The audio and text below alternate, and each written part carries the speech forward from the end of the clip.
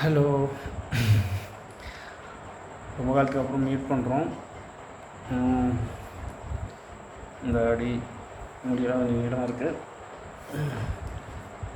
ராகுவோட எஃபெக்ட்னு சொல்லலாம் நினைக்கிறேன்.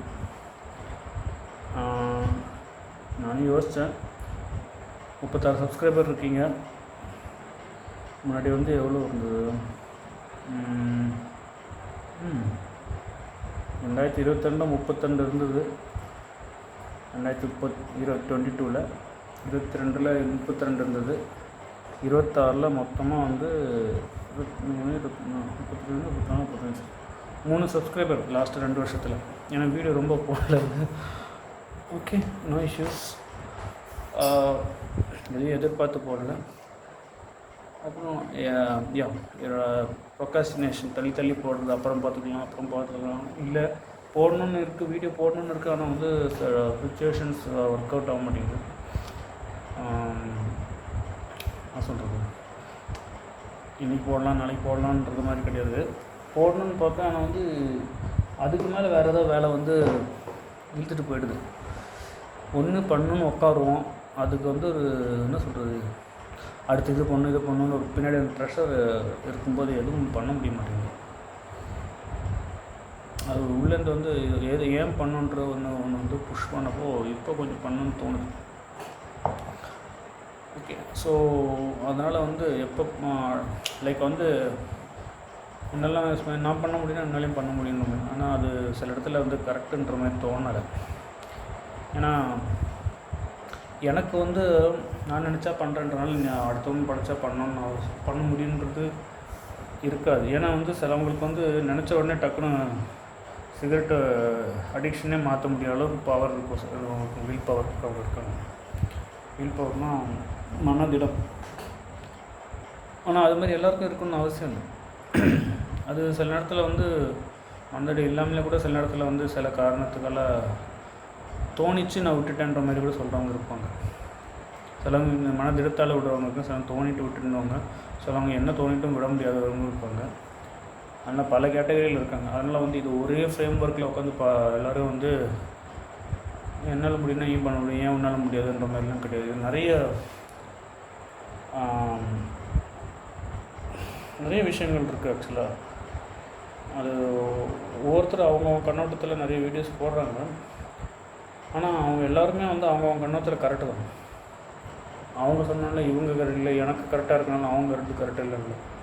எனக்கு டீ காஃபி பிடிக்குதுன்னா அவங்களுக்கு டீ காஃபி பிடிக்கணும்னு அவசியம் இல்லை, வேறு எதாவது பிடிக்கும். அதனால் அவங்க எனக்கு பிடிச்சனால அவன் தப்புன்றமே கிடையாது. அது மாதிரி ஒரே வீட்டில் பல கோணங்கள் இருக்குது. அப்போது அந்த கோணங்கள் இருக்குன்றது முதல்ல அக்செப்ட் பண்ணும்போது மட்டும்தான் வந்து அடுத்தவங்கள வந்து அவங்கள அக்செப்ட் பண்ண முடியும். இப்போ ஏன்னா இது மெயினாக வந்து ப்ரொகாஸ்டினேஷன், அது பார்த்தீங்கன்னா அடுத்து தள்ளி போடுறது, வேலை தள்ளி போடுறது. ஒன்று விதியாக சொல்லலாம், ஒன்று வந்து மதியால் வெல்லலான்னு சொல்கிறாங்க.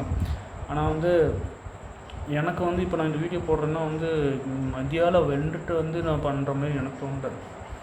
இது மேபி விதியாக தான் இருக்கணும். ஏன்னா அதாவது மதியால் இப்போ நான் வந்து பண்ணணும் இந்த வீடியோ போடுறது, அதுவே ஒரு விதியாக இருக்கும்னு நினைக்கிறேன். அந்த வில் பவர் வரணும், மதியால் பண்ணணுன்றதுக்கும் அதுக்கு ஒரு விதி தேவைன்ற மாதிரி தான் எனக்கு தோணுது. ஓகே, நீ இது பண்ணு அப்படின்னு சொல்கிறது. விதியை வெல்ல முடியுமா, இல்லை வெல்ல முடியாத விதியா அப்படின்ற மாதிரி இருக்குது. அப்படின்னு சொல்ல நினைக்கிறேன். அதாவது கர்மாவில் சொல்லுவாங்க, திருட கர்மா அதிருட கர்மான்னு. அதாவது நீ வந்து இந்த ஜென்மத்தில் வந்து பணக்காரனே ஆக முடியாதுன்னு சொல்கிறது ஒன்று, நீ உழைச்சா பண்ண முடியுன்ற மாதிரி ஒன்று. அவன் இன்னொருத்தன் எத்தனை தடவை ட்ரை பண்ணாலும் கை கட்டுறது வாய் கட்டலன்னு சொல்லி அது ஒன்றுமே இல்லாமல் போகிற மாதிரியும் இருக்கும். இல்லை ஒருத்தன் எதுவுமே பண்ணியிருக்க மாட்டான், இழுத்துட்டு போய் எங்கேயோ உட்கார வச்சுருவாங்க. அந்த மாதிரி கூட இருக்குது. அதனால் வந்து பல கோணங்களில் இருக்குது. ஒவ்வொருத்தரும் அவங்க வீடியோவில் வந்து அவங்க சொல்கிறது கரெக்டாக இருக்கிற மாதிரி இருக்குது. ஆனால் எல்லாருமே கரெக்டாகவும் இருக்கலாம், எல்லாருமே தப்பாகவும் இருக்கலாம். அதில் ஏன்னா வந்து ஒரே விஷயத்துலேருந்து 360 கோணங்கள் இருக்கலாம். இப்படி ஏதாவது 2 கோணத்தை பிடிச்சி இவன் சொல்கிறது கரெக்டு அவன் சொல்கிறது கரெக்டுன்னு சொல்லலாம். ஆனால் நமக்கு தெரிஞ்சது துளி, தெரியாது கடல் அளவுன்னு சொல்லுவாங்க. ஏன்னா எதனால் இப்போ நான் இதெல்லாம் சொல்லிகிட்ருக்கேன்னா, பல வருஷங்களுக்கு அப்புறம் நான் வந்து கேப்பில் விட்டு வீடியோ போடுறேன். நான் ஐ திங்க் 1 வருஷமோ 2 வருஷமோ எனக்கு தெரியல, ஒரு 6 மாதம் கேப்புன்னு தெரியல லாஸ்ட் வீடியோவில். ஐ திங்க் இனிமேல் அதுமாதிரி பண்ணக்கூடாதுன்னு நினைக்கிறேன். ஒரு 50 நாள் சேலஞ்ச் இந்த மாதிரி போட்டு வச்சுருக்கேன். சரி, எவ்ரிடே வந்து ரெக்கார்ட் பண்ணுவேன். அதனால் அது வந்து 3 நாள் கேப், 3 நாட்களோட கேப் வச்சு பண்ணலான்ற மாதிரி பிளான் போட்டிருக்கேன். ஏன்னா வந்து அடுத்தவங்களுக்காக பண்ணும்போது கொஞ்சம் நான் பண்ணுவேன்னு நினைக்கிறேன். பார்ப்போம். இது வரையும் ஓகே, சரி. ஏன்னா இது வந்து எடிட்டிங் எதுவும் பண்ணாமல் அப்படியே போடுறேன். ஏன்னா எடிட்டிங் பண்ணி போடலாம், அதுவும் கொஞ்சம் போராக தான் இருக்குன்னு நினைக்கிறேன். மேபி ஃப்யூச்சரில் போய் பண்ணோம்.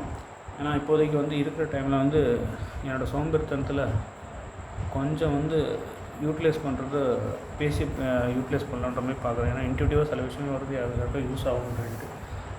ஓகே, ஸோ இது 50 வீடியோஸ் கன்சிஸ்டன்சிக்காக ஆனால் முதல் வீடியோ டெய்லி பேசிஸில் போடலான்ற மாதிரி பிளான் போட்டிருக்கேன். Okay, anyway